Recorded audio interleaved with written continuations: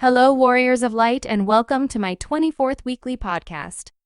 Today, I will be going over tomorrow's letter from the producer event, the ongoing Mountain Dew Dawn Trail campaign, the Fall Guys collaboration event, the Breaking Brick Mountain event, Part 2 of the 2024 Moogle Treasure Trove event, the Japan Expo in Paris, the new European and North American servers, and briefly over Dawn Trail pre-ordering and the ongoing Yokai Watch event.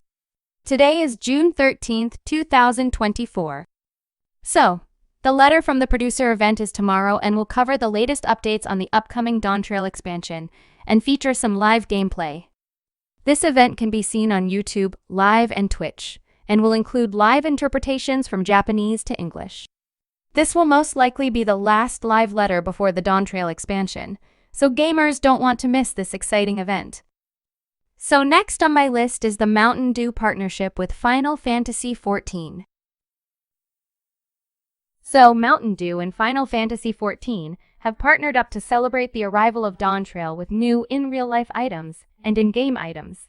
Some of the items for 4,000 points each include a Final Fantasy XIV t-shirt, a plush wind-up Fwoof, a plush wind-up New Mao, and Alice and Alphinaud figurines.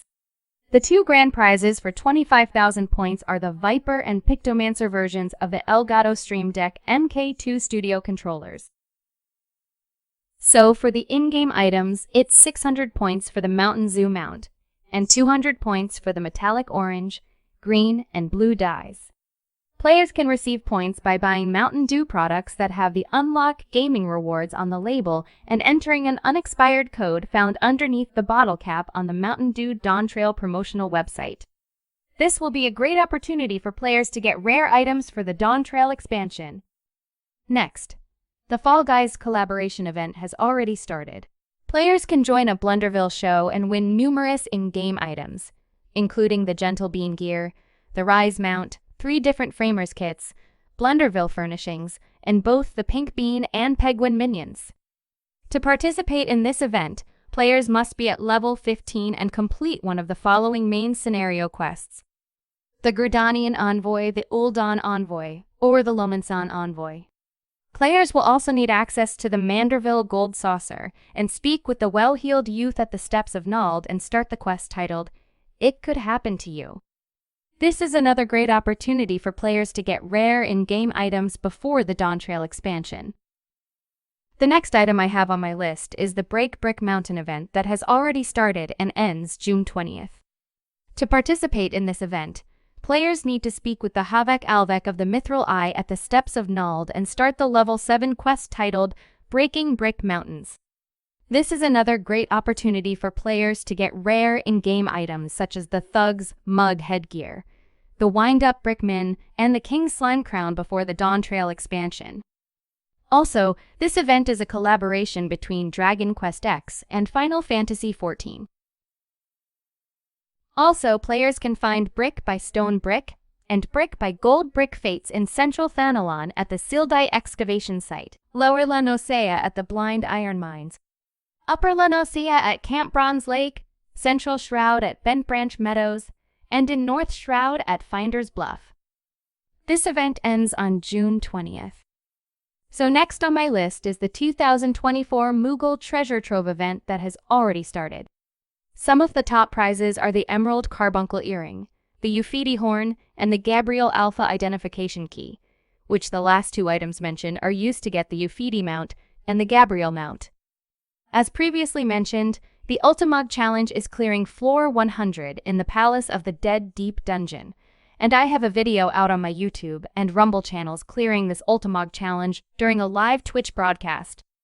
This Ultimog Challenge is a great opportunity for new players to explore Final Fantasy XIV's first deep dungeon, and return players to get other items such as farming unique Etherpool weapons or gathering Gelmoran potsherds to be exchanged with the Unacoder for rare in-game items.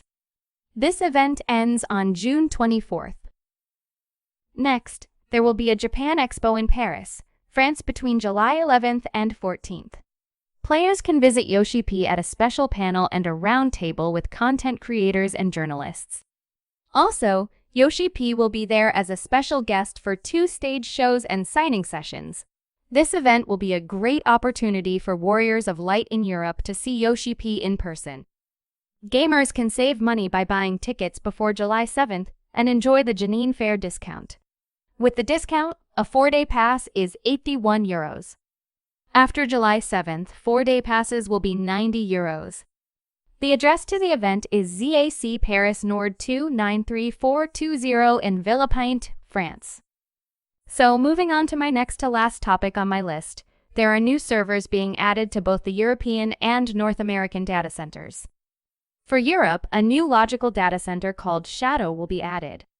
3 new worlds or servers will be added called Innocence, Pixie, and Titania. And for North American gamers, the Dynamis data center will be adding 4 new worlds called Cuchulainn, Golem, Kraken, and Rafflesia. As already recommended, these new additions will be a great opportunity for players to get new housing and plan for new monster trains on these servers. Lastly, I'll finish up with Dawntrail pre-ordering and the Yokai Watch event.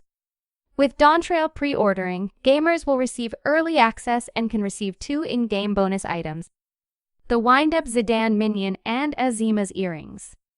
Azima's earrings increase experience points for characters under level 90, and the Wind-Up Zidane minion is an exclusive rare minion. Like previous minions offered in pre-ordering, this minion won't ever be offered again and has rare abilities for the Lord of the Verminion Gold Saucer game. Also, Dawntrail will be released on July 2nd, but early access starts on June 28th for players that pre-order now.